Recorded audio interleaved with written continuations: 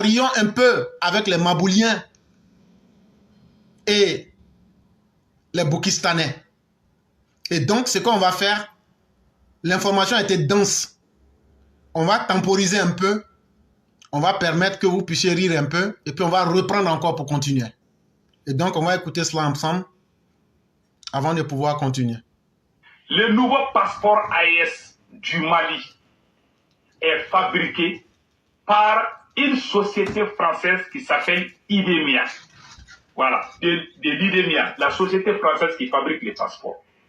Alors que le Mali avait mis mandat d'arrêt contre Jean-Yves Le Drian, cette société a eu des problèmes avec le Mali. Jusqu'à ce qu'on a montré à la télé que le Mali a récupéré les codes. Ils ont négocié en cachette.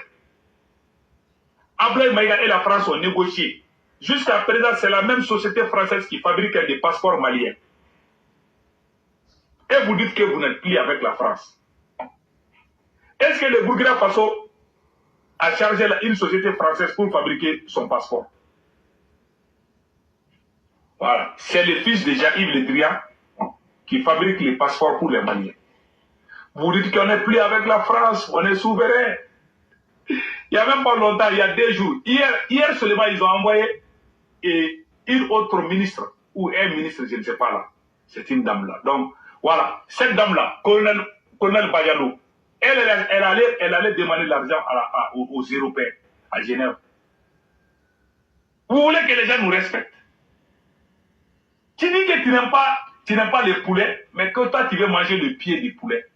Ah non, moi, j'aime pas les poulets, hein, mais si je trouve là, comment on appelle là, les griffes là, si on cuit bien les ailes, peut-être je vais manger ça. C'est très grave. Voilà ce qui se passe au Mali. On est en train de jouer, hein, on est en train de faire la comédie au Mali. Ce n'est pas la révolution. Maintenant, voilà ce qui s'est passé. Qu'est-ce qui s'est passé entre le Mali et cette société? Cette société, le Mali devait 8 milliards et 8 millions d'euros. 5 milliards de francs CFA. Le Mali devait à cette société. Jusqu'à ce qu'ils ont bloqué les codes. Entre-temps, on a vu que le Mali a débloqué les codes. Non.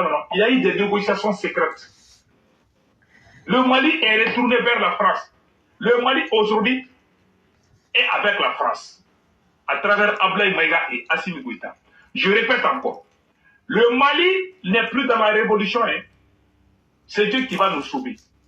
Le Mali est dans la manipulation. Comment c'est que toi tu parles de l'AES, toi ton passeport est fabriqué par la France.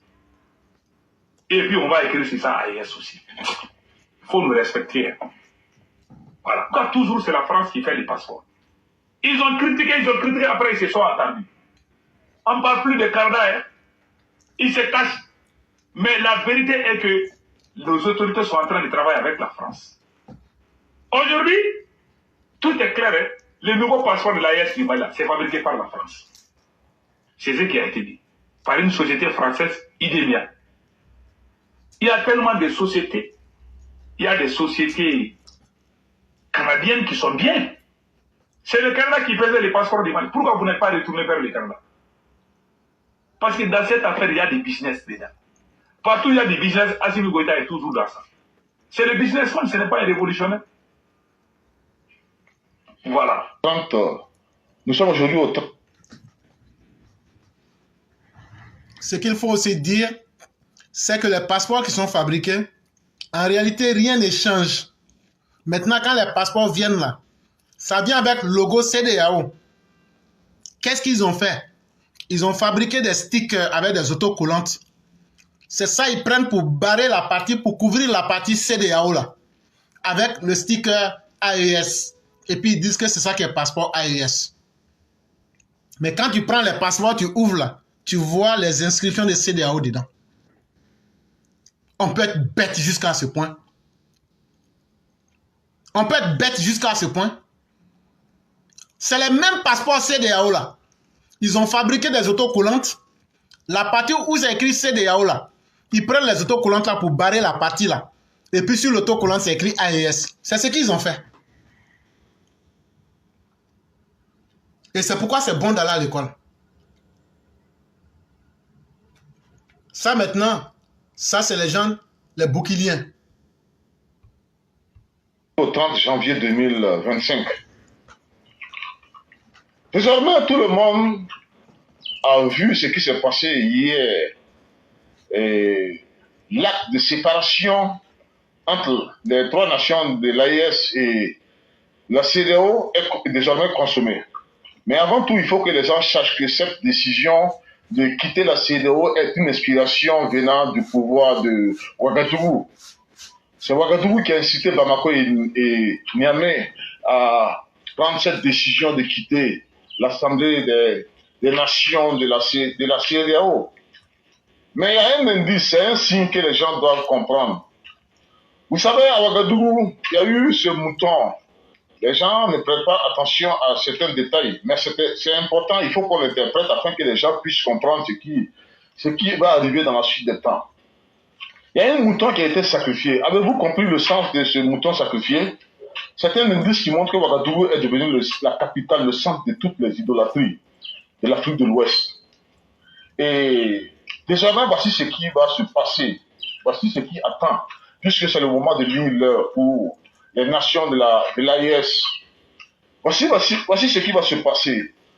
Ces nations, à commencer par le Burkina, vont vivre la faim, la maladie, la mort. Et ne soyez pas surpris, vous avez tous décidé d'accompagner cette folie du pouvoir. Et j'ai même vu des gens qui se sont approchés de moi qui ont dit, tu as vu les chefs coutumiers comment j'étais à l'Assemblée, à la place de la nation? Je vais vous dire une chose. Rappelez-vous, en 2014, lorsque Blaise Compaoré voulait organiser la modification de l'article 37, il a rempli le stade en recto verso, mais cela n'a pas empêché Blaise de fuir en plein milieu. Cela ne m'impressionne pas, même quand les gens crient dans les rues, oh, non, cela ne m'impressionne pas. Ibrahim Traoré, qu'il le veut ou pas, il va partir. Tu vas partir parce que ton orgueil dépasse toutes les limites. Dieu attend encore jusqu'à ce que ton orgueil atteigne le comble. Et tu ne sauras pas à quel moment tu vas partir parce que ce sera comme un éclair. Et ce mouton sacrifié, comme je le dis, a excité la colère de Dieu. Et le peuple ne peut plus se plaindre de traverser des moments de trouble, de faim, de maladie et d'autres calamités. Désormais, tous les ressortissants vivant dans la zone CEDEAO et même dans le monde entier, qui sont en situation irrégulière, doivent tous être renvoyés dans leur pays, qui sont devenus libres. Renvoyez-les à la place de la nation parce que c'est là où on accorde la viande, on partage la viande à chaque réunion. Et pour finir, voici l'évêque de Diebougou qui est sorti et qui a lu une lettre. Il s'est présenté comme le représentant des autorités religieuses. Il a lu une dictée du pouvoir. Et cette dictée n'est pas une inspiration venant de Dieu. C'est une inspiration du diable. Le pouvoir est parvenu à corrompre des autorités, des dirigeants religieux à joindre à leurs décisions. Et ce prêtre, aux yeux du monde, n'a pas eu honte de dire que cette lutte est une lutte noble. Ok.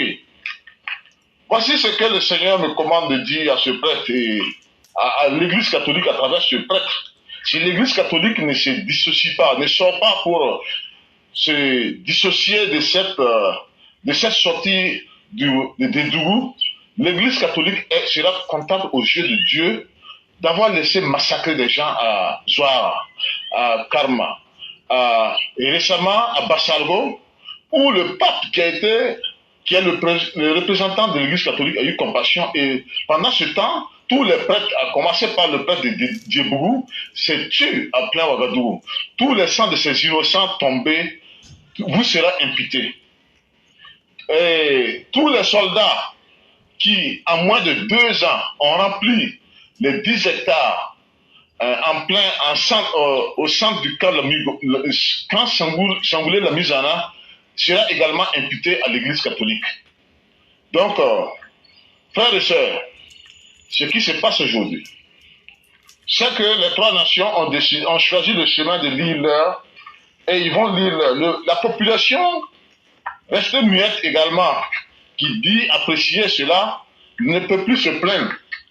Vous ne pouvez plus vous plaindre si vous traversez des moments difficiles. Mais Dieu, avant de faire venir un malheur dans le pays, il prend le temps d'avertir. Donc ne soyez donc pas surpris de traverser des moments pénibles. Car Ouagadougou est devenu le centre de l'idolâtrie. Et ce qui viendra dans la suite, vous allez tous lire. Comme je l'ai dit, allez-y regarder attentivement ce mouton tacheté, tatoué qui a été entraîné pour être sacrifié en plein centre, à la place de la nation à Ouagadougou. C'est un indice qui montre que Ouagadougou s'est attaché aux idoles. Vous avez abandonné Dieu pour vous attacher aux idoles, ok. Tous les chefs coutumiers qui ont participé, tous les autorités coutumières et religieuses qui ont participé à cela seront comptables.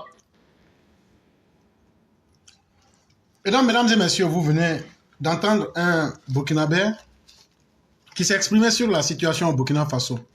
Et là, à travers ce que vous avez entendu, moi ici, sans faire le procès de l'Église catholique, mais j'aimerais faire le procès des dirigeants dans l'Église catholique africaine qui s'amusent avec les bandits. Et ce qu'il est en train de dénoncer là, il y a des dirigeants bandits qu'on a vus ici comme Agré en Côte d'Ivoire. Si lui n'avait pas été le témoin du deal entre Guy Robert et Laurent Gbagbo, on n'aurait pas eu les charniers. Donc l'Église catholique de Côte d'Ivoire est responsable des charniers causés par Laurent Gbagbo. Ça, je le dis parce que les faits historiques, quand on fait un alignement des faits historiques, s'ils n'avaient pas encouragé cette injustice et qu'ils avaient joué leur rôle pour dire tout le monde devrait être candidat, que ce soit Alassane Ouattara ou le président Bédié, Laurent Gbagbo ne serait jamais devenu président et donc on n'aurait jamais connu les charniers. Et donc l'Église catholique, à travers les brigands qu'elle a incrustés dans son sein, est responsable des charniers, des meurtres et des femmes violées sous le régime et toutes les atrocités de Laurent Gbagbo. La responsabilité, l'Église catholique de la Côte d'Ivoire la portera à jamais.